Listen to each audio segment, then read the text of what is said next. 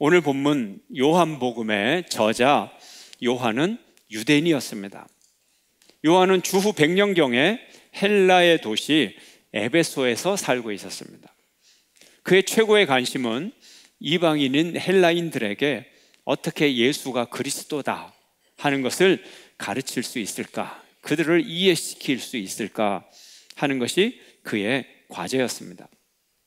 헬라인들이 이해할 수 있는 그 방법으로 복음을 전하려고 노력을 했던 거죠.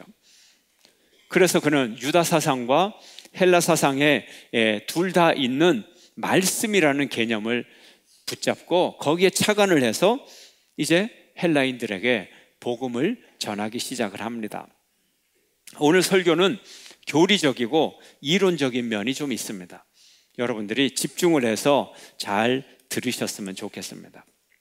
첫째로 오늘 본문에서는 말씀은 영원하다고 말하고 있습니다. 요한복음은 태초라는 단어로 시작을 합니다. 우리가 요한복음 1장 1절을 다 함께 읽습니다. 태초에 말씀이 계시니라. 이 말씀이 하나님과 함께 계셨으니 이 말씀은 곧 하나님이시니라. 이렇게 요한복음을 읽다 보니까 생각나는 다른 성경이 있어요. 창세기 1장 1절이 생각납니다.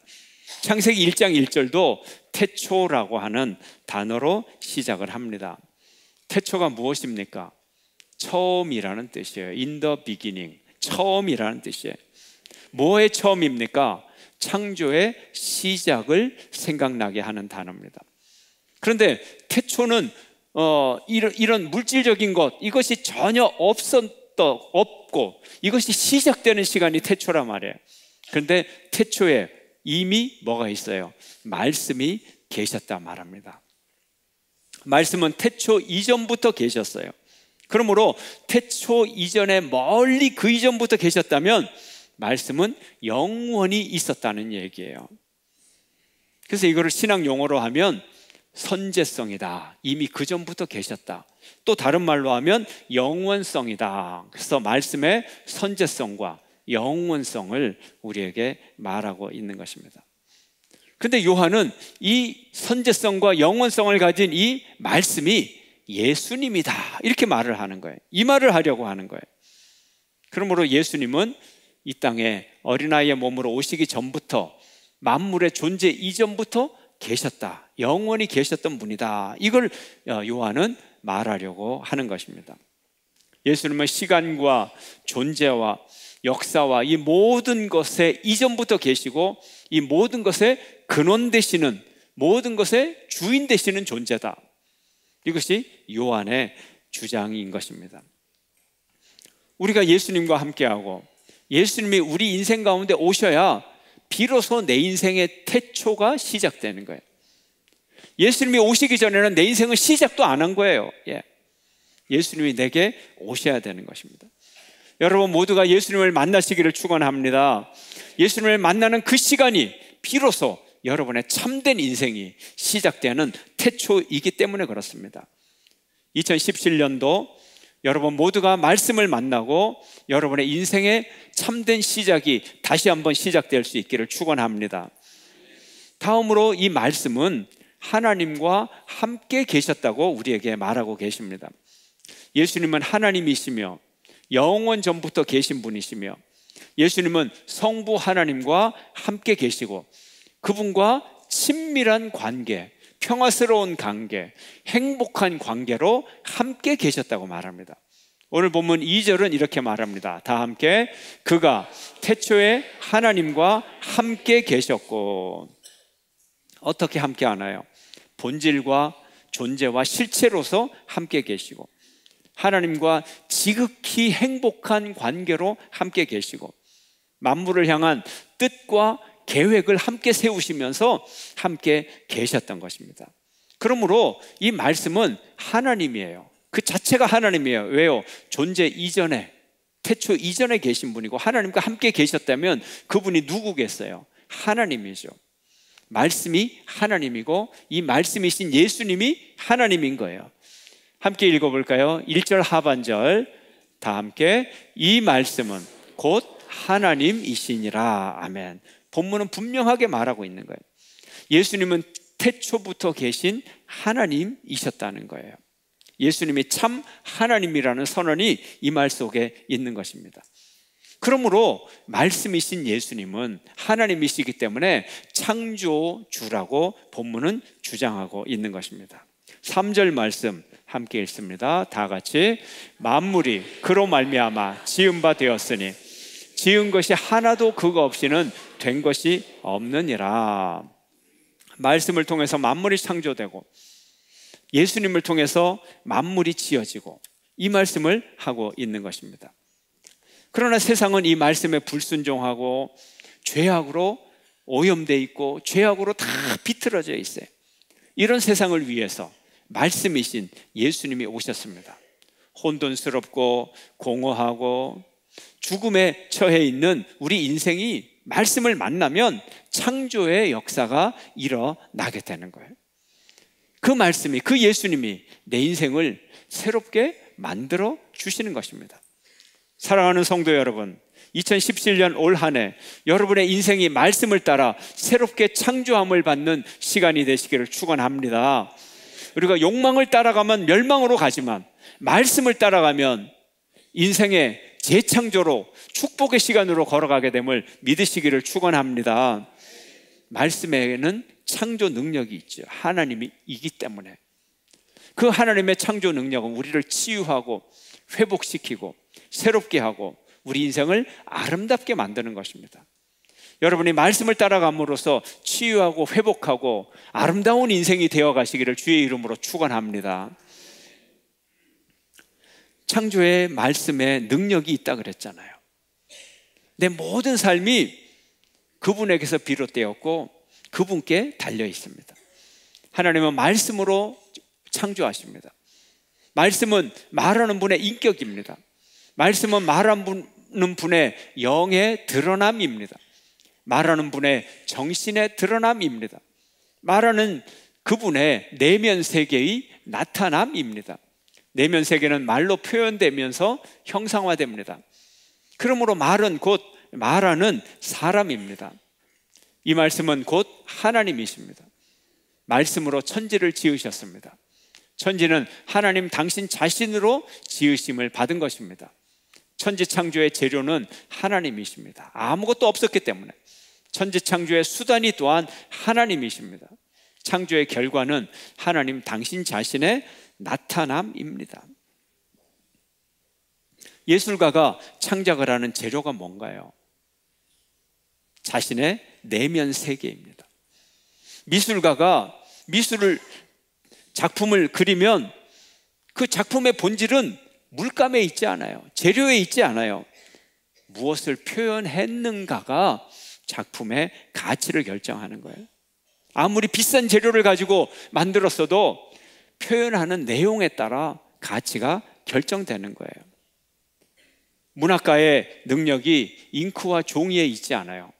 그가 비싼 노트북을 쓴다 그래서 그 작품이 훌륭하게 나오는 게 아니에요.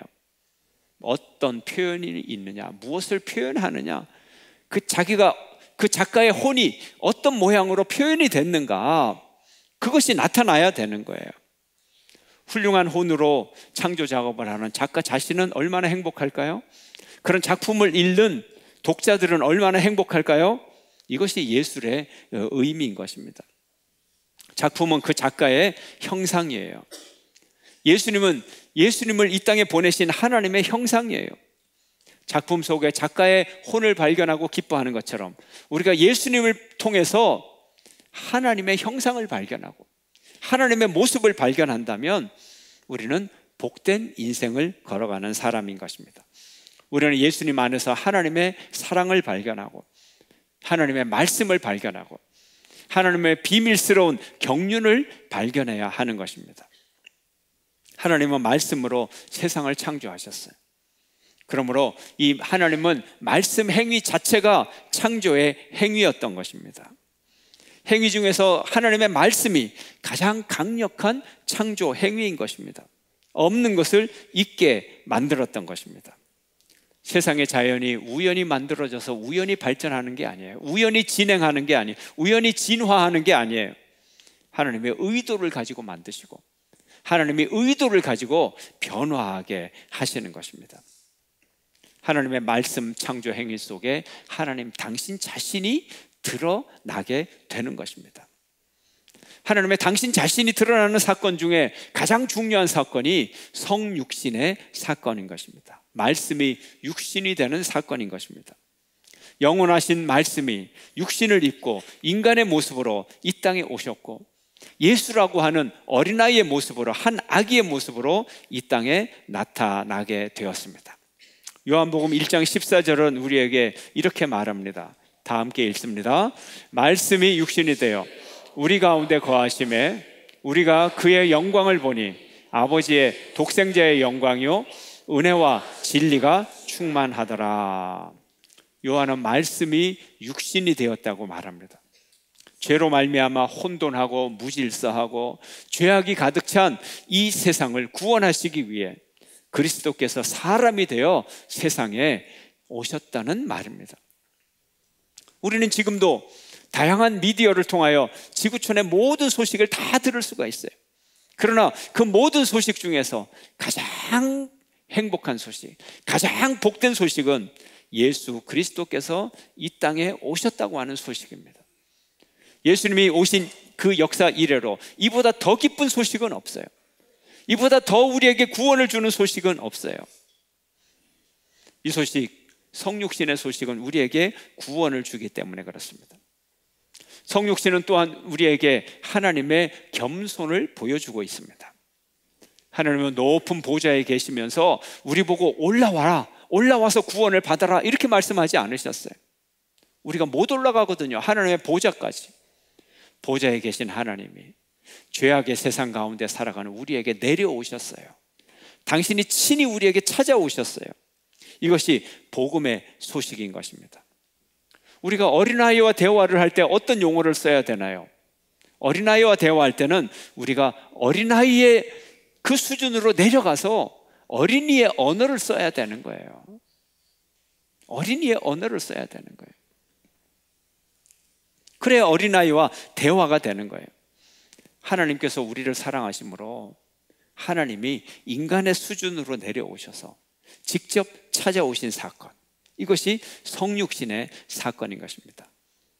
그러므로 하나님은 멀리 계시지 않고 여러분의 삶의 모든 자리에 계시다는 것을 믿으시기를 축원합니다.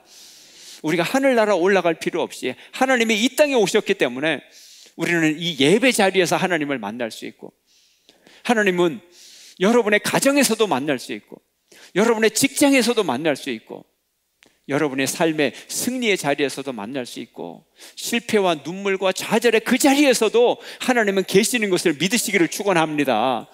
하나님이 오셨기 때문에 그래요.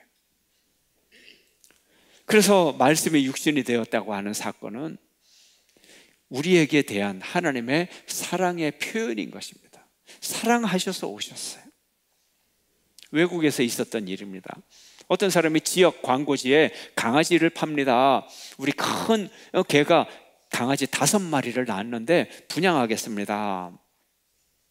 이걸 읽고 한 소년이 강아지를 사러 그 집 주인을 찾아갔어요. 얼마예요? 주인이 대답합니다. 25불은 받아야 되는데. 이 소년이 대답합니다. 제가 $2밖에 없는데요. 그런데 강아지를 한번 볼 수 있겠습니까? 그럼 얼마든지 강아지를 보려무나. 그래서 강아지 5마리를 보여줬어요. 갓 태어난 강아지인데 정말 예쁜 강아지들이 털이 몽실몽실하게 참 예쁜 강아지였어요. 근데 그 5마리 중에서 이 소년이 한 마리를 계속 5마리를 무언가를 찾고 있는데, 이제 주인에게 이렇게 말을 합니다. 아저씨, 광고에는 한 마리가 다리를 전다고 그렇게 돼 있는데 그 강아지가 어떤 강아지입니까? 주인이야 뭐 잘 아니까 그 강아지를 금방 찾아냈어요. 이 소년이 말합니다. 제가 찾는 강아지가 바로 이 강아지입니다. 주인이 물었어요. 아저씨가 물었어요. 아니 왜 하필이면 다리를 저는 강아지를 사려고 하느냐. 그리고 이 강아지는 고칠 수가 없대. 이 소년이 미소를 하면서, 미소를 띠면서, 그래도 저는 이 강아지를 살래요. 그러면서 자기의 바지를 걷어서 자기 다리를 보여줍니다. 보니까 정말 이 아이가 다리에 장애를 가지고 있었어요. 저도 잘 걷지 못하는 걸요. 그러면서 이 어린아이가 말합니다. 제가 이 강아지에게 많은 사랑과 도움이 필요할 것 같아서요. 제가 장애를 갖고 있어서 많은 사람들이 저에게 도움과 사랑을 베풀어 주실 거거든요. 이렇게 말을 하는 거예요. 주인이 그 말을 듣고 감동을 했어요. 그래, 이 강아지는 네가 주인이 되기에 가장 적합하다. 네가 이 강아지를 가지고 가서 키워라. 돈은 필요 없고 거저 가져가거라. 이 소년이 그 다리를 저는 강아지를 잘 갖고 왔어요. 왜요? 자기 처지와 너무 같아서 사랑으로 잘 보살펴 주겠다는 거죠. 우리의 구원자이신 하나님이 우리에게 베푸시는 사랑이 이와 같은 사랑이에요.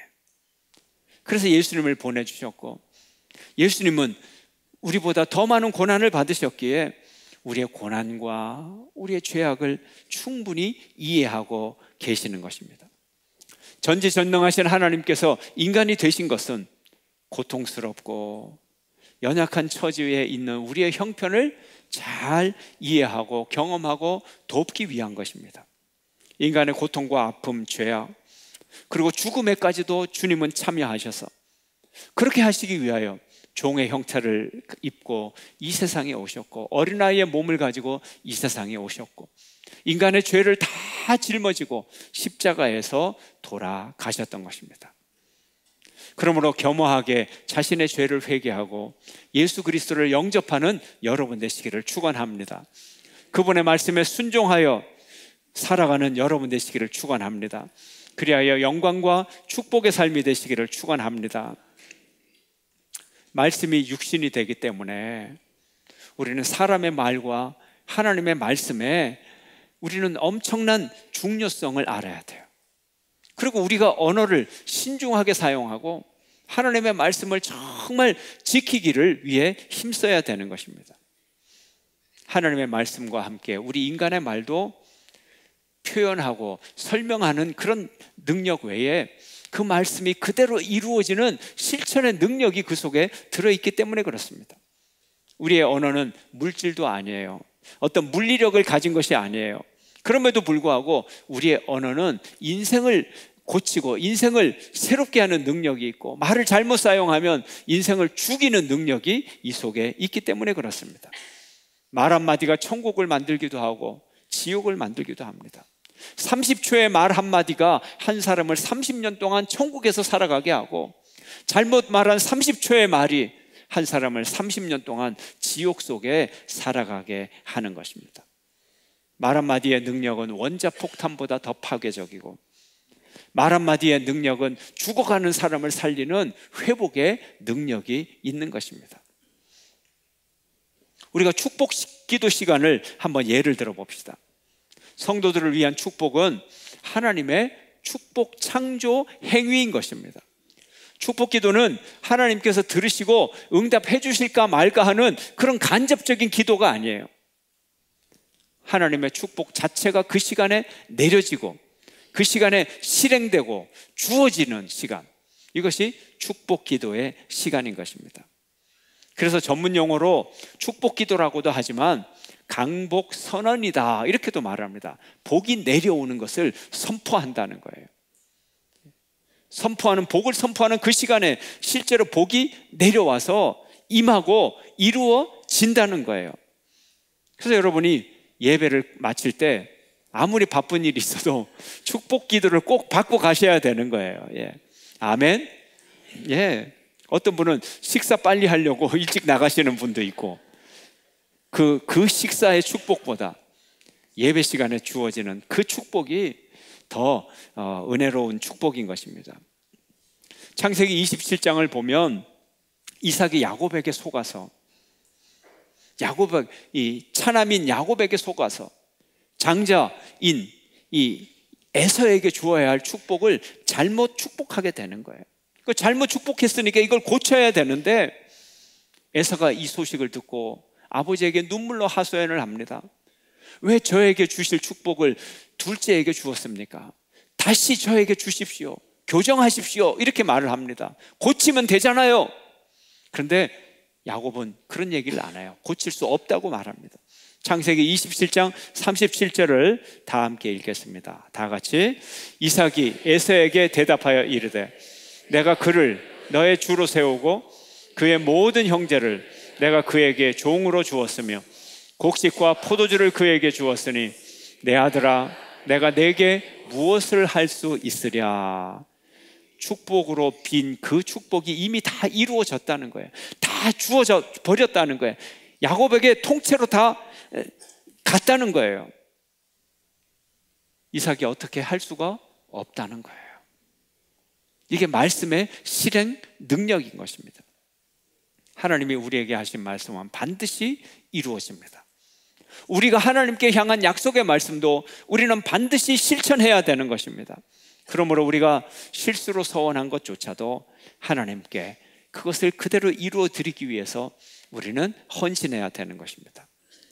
오늘 이 시간 우리는 말씀이 육신이 되어 이 땅에 오신 예수님을 영접하는 여러분 되시기를 축원합니다. 예수님의 말씀에 순종하는 여러분 되시기를 축원합니다. 하나님의 말씀을 우리가 듣고 깨닫고 알고 그리고 우리의 삶에 영접하여 받아들이고 순종하는 여러분 되시기를 축원합니다. 그러면 하나님의 축복의 약속이 여러분의 삶 가운데서 2017년 이 한 해 동안 여러분의 일생 동안 그대로 이루어지며 그대로 실현되고 그대로 축복의 말씀이 여러분의 삶을 이끌어감을 믿고 순종하시기를 주의 이름으로 축원합니다.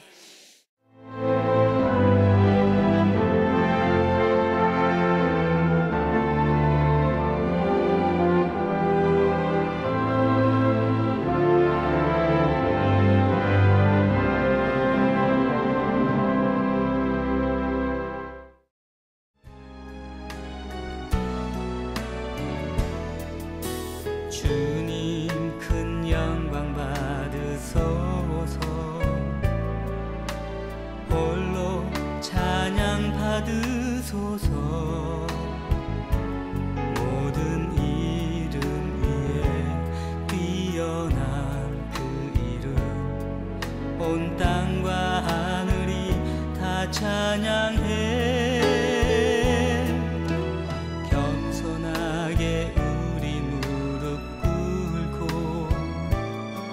주 이름 앞에 영광 돌리세.